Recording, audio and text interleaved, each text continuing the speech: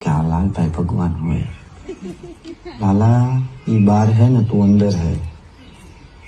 तेरे एक तारो भगवान है एक तो नहीं दिखा છે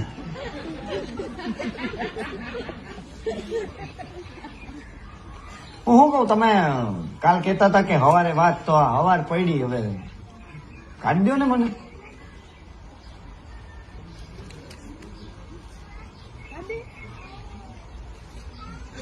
મારા ઘરે 5 વર્ષની દીકરી હે